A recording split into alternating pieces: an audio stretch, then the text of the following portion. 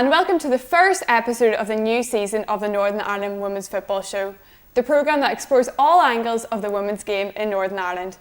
I'm Jana McCabe. If you watched the first season, you might notice a couple of changes here. Firstly, I'm by myself. Rachel Magill is over in university in Manchester, so she will not be hosting this year alongside me. But please don't switch off now because it's just me. Rachel's still involved and we'll be catching up with her later on as she tells us how the players of Northern Ireland are getting on across the water in Scotland and in England. Today I'm joined by two stars of the local league. I've got Hollie Johnston from Larne and Glentoran skipper Jess Foy. Thank you for both for joining me today. Jess, I'll start with you. What a season it was for you this season. Couldn't have got much better? No, I don't think we could have got any better than what we achieved this year. I think we reflected on the season before and we were really bitterly disappointed not to win the league, and I think that was a real driving force for us this year. We wanted to go out and to retain the league off Cliftonville and then go out and win the Challenge Cup 5 times in a row. So for us, no, I don't think it could have got much better. I'm sure that big league victory was the main thing, but that cup, you said you've retained it so much now. Was that kind of the cherry on top? Yeah, the Irish Cup's something that is very special to us at Glentoran, and to now win it 5 times in a row just goes to show how much it kind of means to us. And it's always a nice way to end the season, playing at Windsor Park and coming to a big final with all the supporters coming out, and to have a spectacle of women's football to finish off and to always be involved in it is fantastic. But yeah, the league was probably our main goal, and once we kind of got it over the line, then we could really fully focus on the Irish Cup. Hollie, that was Larne's first season in the top flight this year, and you finished 7th overall. You must be happy with how it went. Yeah, we're really happy how it went. Obviously, with the step up from the championship, we know that it's not easy. It's very difficult when you're playing against big teams and teams we've been up for years. So our main aim this year was just to try and stay up comfortably, which I think that coming 7th out of the teams was good. We won in our eyes, it was our mini league that we wanted to win, and we done that. So everybody's ecstatic down in Larne. Yeah. What was the biggest thing you kind of learnt in that time? Basically, I think it mostly to do with like switching, knowing when to switch on and switch off. I think that was the main problem. A lot of our goals that we conceded and a lot of the bad pieces of play all came from us switching off at different times. So learning that mentality to be able to keep through every single match to the full 90 is the biggest learning curve that we all needed to do, and that's something that we're going to take into hopefully next year. Yeah. Jess, teams like this moving up from the NIWFA and then Championship, and then as Larne did to the Premiership, must be happy that there's more teams in the Premiership this year. Absolutely. I think it's exactly what we need is more teams coming up into the league, and they're not just there to make up the numbers, they're there to compete. And I know every time we went and we played Larne, it was always a very difficult challenge for us. They're very hard to break down, and I think with a few more years experience, they're definitely going to be a team that's going to keep growing and growing up the league. But I think in women's football in general, I think growing the game's massive for us now, and getting as many girls involved as possible, and now growing the league at home and making it highly competitive. You mentioned there getting involved in women's football. How did you first get involved in it? I actually was a wee bit late coming into football because I played Gaelic mostly throughout my early childhood, and then it was through school I was playing football, and then it was actually Jackie Blythe, the IFA, was down at a schools competition giving out leaflets for local clubs, and that was how I kind of got involved with Glentoran at the age of about 14, 15. And thankfully, I've stayed there now for the last 12, 13 years, so it's a place now that I like to call home. And Hollie, what about you? Similar, I started very young though. I started when I was younger, playing for a team, looks like Girls they were called. They don't exist anymore at all. And I actually stopped playing football again. I kind of focused more on the athletic side of things, and then I got a call from Carmoney at the time, here now obviously Ballyclare. Got a call from them to come up and coach, and that was grand. So I was going to coach for them, and they asked me to play their senior match that night. I didn't own a pair of boots, didn't own a pair of shin guards, so I think I was about 19, 20 possibly. Went up, bought myself some boots and shin guards, went up that night and played the match, and that's been me kind of ever since. Yeah. You're glad you made that decision? Absolutely, to go back? Yeah. I mean, I don't know why I ever give it up. I played during school time. I still play in school, but not for a club outside, and I did miss it, but I didn't realise how much I missed it until I went back to it. And you mentioned there the athletics, wasn't it high jump or long jump? A bit of everything, but long jump and triple jump, yeah. Triple jumper for Ireland, yeah. Talk me through that. That must have been some experience. Yeah, it was weird from going from a team sport into like a individual. It was weird, but I kind of, you know, long legs, tall. They threw me into the long jump and the triple jump, so it was good. You got to go to the Ulsters and the All Irelands and everything like that. So it was a different experience, but it was good. Is there anything you kind of carry over being kind of an athlete to kind of football, or was it kind of a hard transition? No, it was quite easy to transition, but I think the main things that you brought over, I mean, everybody in Larne called me a big salmon when I'm jumping off of the ball, like, and I think I've took all the aspects from learning how to jump from the long jump, triple and reverse those into like obviously the high jump then. So it's working for the headers. That's about it, really, to be fair.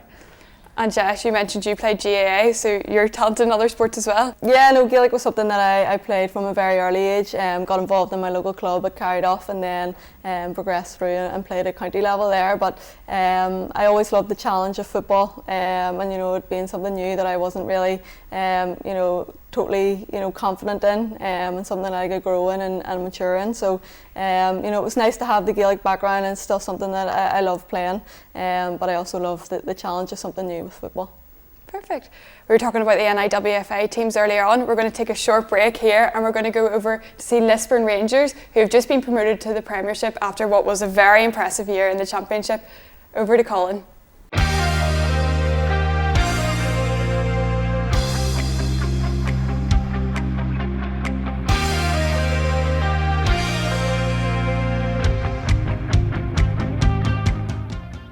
Big season to look forward to next year, but first of all, sum up the last few years for Lisburn Rangers. We've came through the NIWFA 5 years, started from Division 5, and we've just seen massive improvement from the whole girls. We've all stuck together throughout the 5 years, and we're really looking forward to next year.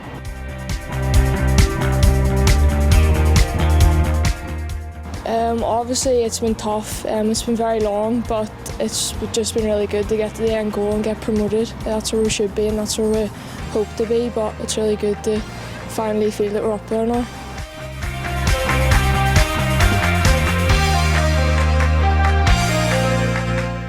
What do you think's been the big secret for the success at Lisburn Rangers?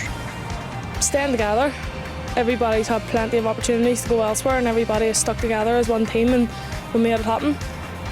I think it comes down to the work rate and our dedication that the girls have. As I've said, we do all stick together, so yeah, it has been tough. 5 years making sure all the team's dedicated and we keep going, but yeah, work rate and ethic. Yes. The secret to success, I suppose, yes, is the loyalty that they've shown. The secret to success is making sure that they know that they are being challenged, that they know that they will be developed and continue to be developed, which obviously helps to keep them together.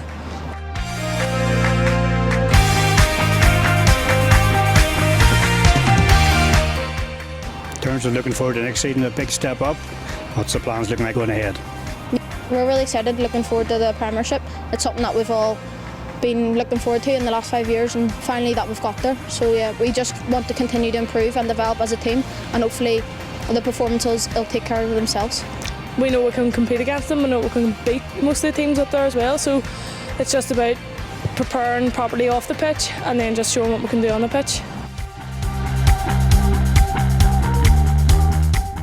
And what's a realistic aim for the club for next season? I think obviously to compete and do our best and get the results that we can. We know we can get out of against the teams up there and show everyone what Lisburn Rangers is all about.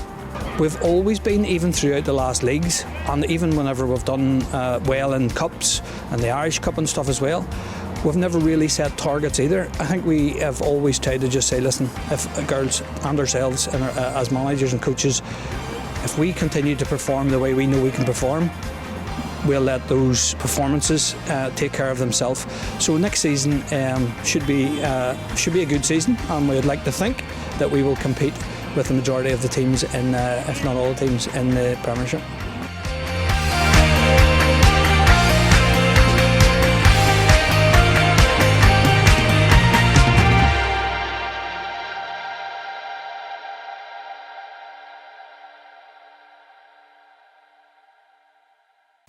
Good luck to Lisburn Rangers in their first year in the Premiership. It'll be exciting to see how they get on.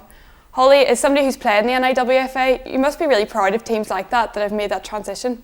Yeah, it's always good, like Jess said before, it's always good to see teams come up and build the league up. And it's a tough battle. You watch teams like Lisburn Rangers come from the very bottom of the divisions right up to where they are now, and it's everything that every wee girl dreams of when they're playing football. So I think that it's a big achievement for anybody who's come up, but especially Lisburn this year. I think they done outstanding last year. Yeah. You guys were the newbies last year. What would your advice be for the newbies this year? With them, just do what you're doing. Like, there's not much to be honest with. Everybody knows Lisburn. They're a fantastic team, and if they keep on doing the way they're doing now, they'll have no problem whenever they come up to the league, because I think truthfully they're probably already miles above some of the other teams that are there. But yeah, anybody who comes up to it, just keep on working as hard as you can, and just take everything as a learning curve, take everything as it comes, and just one match at a time. Jess, there's obviously high expectations with Lisburn Rangers coming into this league. What would your advice be for them? Yeah, you know, like Hollie said, they're a fantastic side, and it's a side that we've probably met a couple of times in cup games as well, and they probably already have the experience of playing some Premiership sides through the Irish Cup, and you know, I think as a league we're excited to have them up into the league, and we know the quality that they're bringing and the youth that they're bringing through as well. So I think it's a very exciting time for the league, that there's going to be another challenge now, competing right up with the big teams. But yeah, keep progressing, keep building the way they've been doing over the last number of years, and I'm sure they'll fit in rightly. Is it going to be a team that Glentoran are going to be looking at in pre-season, being the new ones? Yeah, I think what's really good about our club is that we always look at every team that we come to play as a challenge, and it'll be no different whenever we come to play them. Obviously, we'll not know as much about them when we come to play them for the first time, but I'm sure we'll be ready for it. Hollie, obviously you were the new kids on the block last year, but this year, is there a little bit more added pressure now to your second season? Yeah, I think so, because obviously your aim last year was to stay up and to obviously stay up comfortably, but now you don't want to just stay up comfortably. You want to be able to maybe challenge people a bit higher than you and keep on creeping up the table. So there is that added pressure. Plus now some teams that you've already played against, they already have a rough idea of maybe how you play or how certain people in your team play and things like that. So it's trying to change things up, but not change them too much, to make sure that you can kind of still be that wee bit of a surprise for people. And maybe Lisburn are competing for same kind of position in the league that you guys would be? Yeah, I think Lisburn are one of those teams that are like I said, are very good and probably gonna not struggle as much this year, because like Jess said as well, they've already played teams in the Premier League before, so they're used to it. They're used to them high standards, and as much as yes they're coming up, they're going to fit in rightly. So I think will be the ones to compete against this year. Yeah. As I mentioned earlier, Rachel Magill isn't by my side this season, but we've still got her involved in the show. I wouldn't let her away that easy. So she's over in Manchester this year, so she'll be speaking about how the Northern Ireland girls are getting on over in England and Scotland. Let's go to her now.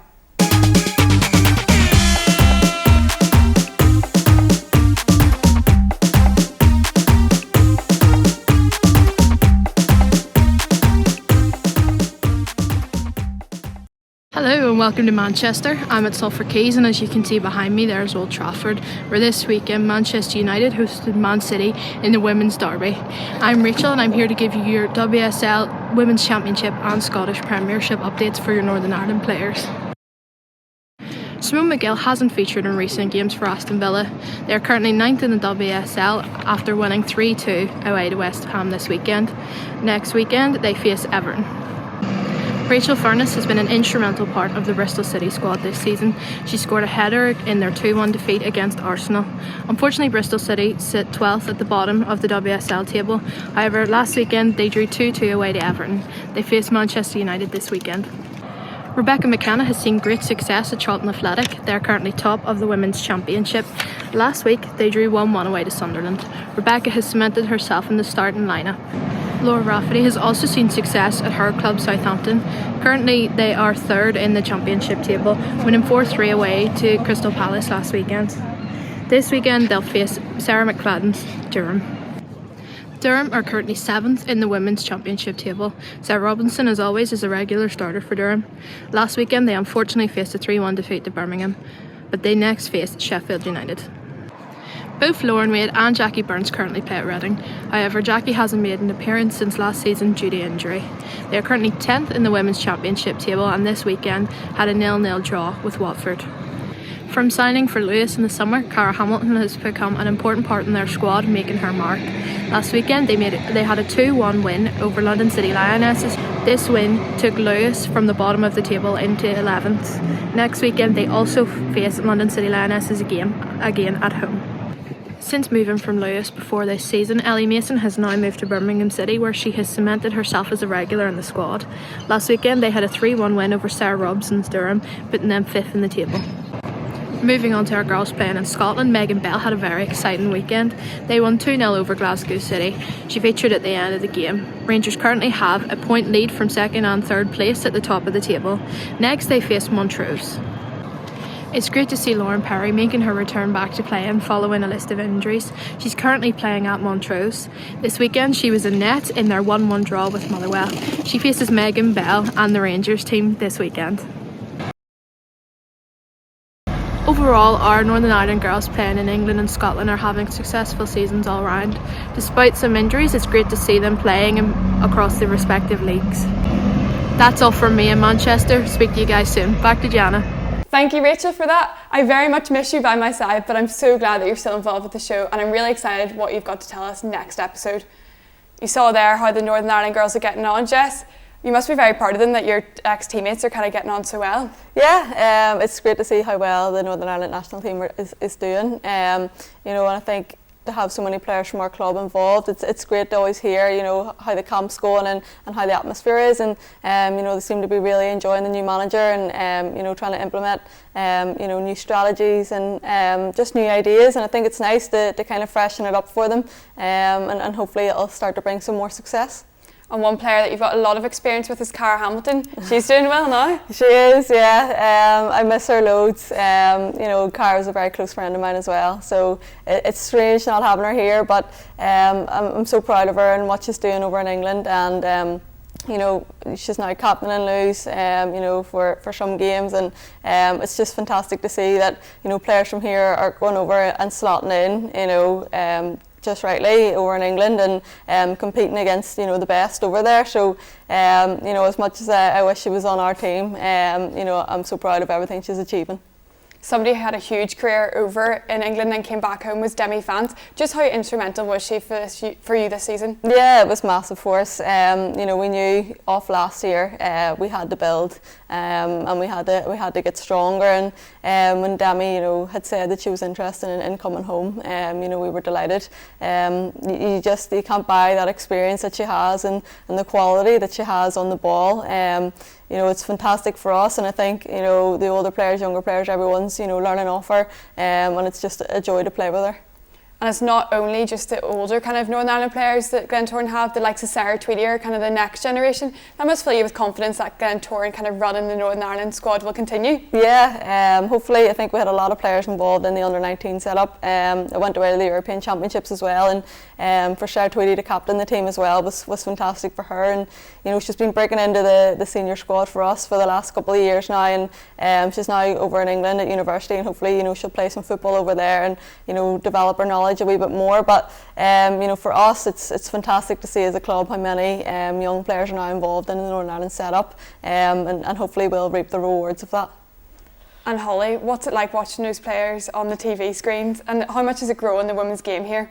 Oh, massively. Obviously it's great to see people from Northern Ireland working their way through the ranks and coming from all the lower divisions up to the top league, and seeing them then on the national stage. It's every girl's dream who plays football to want to play for Northern Ireland, put on that shirt and to get out on that pitch. So it's great to see both the senior players and the younger ones now who are all, like Jess said, they're all in the senior teams. There's a good few of them who are breaking into first team football over here now, and they're getting that experience at the lower levels or the underage level, in the national side as well. So it's really great to see.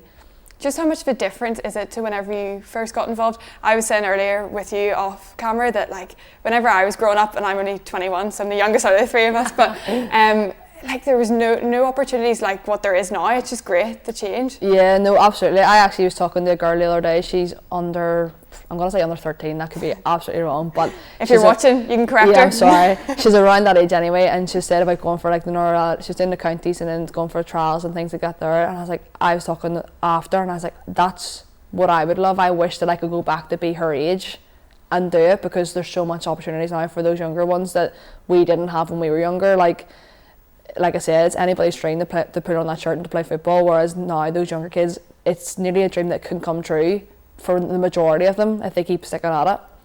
Jess, do you echo what Hollie said there, that there really wasn't those opportunities for you? Yeah, I think it's started to grow and grow, more over the last number of years, the amount of opportunities there are for young girls. There was the county setups whenever we were younger, but now that's kind of progressed on even more, and the amount of opportunities within schools and clubs now that girls are also having, if you're stepping away from the national side, and at the proper grassroots level, the amount of girls that are now involved in Saturday and Sunday football is amazing to go out and watch. So I think in years to come we'll definitely see women's football really pushing on now to a bigger stage. You mentioned there in the schools, you have an impact on that yourself as a PE teacher. I'm sure that's really inspirational for your students, so that you've obviously had such a career so far. Yeah, well, it's nice to talk to them about football and to actually still be playing football and to be able to have those conversations with them.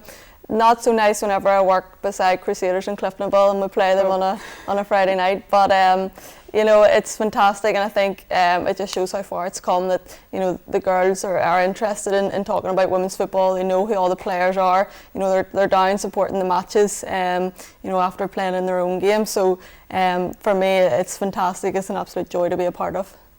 Are they asking you to switch allegiance and maybe switch to one of those teams? Is that what they're trying to do? They're actually not. I don't think they would take me, no. And Hollie, you had an unreal season this season. Personally, you were top goal scorer. You got the fans player. Yeah, supporters and the players player. Yeah. Like even I can't keep up with that. What are you hoping for this season? Much of the same. Like obviously, like I said before, my aim is to score goals. So as long as I'm scoring goals or I'm contributing to the team winning, then I'm happy. As long as I put in my shift and know that the coaches are happy. That for personally, team wise, obviously everybody wants to stay up again. So again, we're going to aim for staying up comfortably, but also trying to get a little bit closer to like that middle of the table section. Yeah. Going closer to Glentoran. Getting closer, yeah. We're going to catch them in 2 years. No, so And Jess, personally, you got the goal of the season against Lisburn for last season. Yeah. Hoping that you get it again for this upcoming season? Well, I'm not sure about that. I'm a wee bit embarrassed to say I only scored 2 goals this year, and it was in the same game that I scored 2 of them. But no, delighted with it. But I'll just leave the scoring up to the forwards this year. Surely you're going for quality over quantity if you got goal of the season. Well, that's what I said. I only needed to score 1 goal to be goal of the season, but no, it was a good one. And what about your ambitions at Glentoran this year? Yeah, I think we're still kind of enjoying last season, but we'll reflect on it, go into pre-season and hope for much more success. Thank you both for joining me today. I've had a real pleasure talking to you, and good luck with the up and coming season. That's it from the Northern Ireland Women's Football Show for this episode. Thank you for watching, and we'll speak to you soon. Goodbye for now.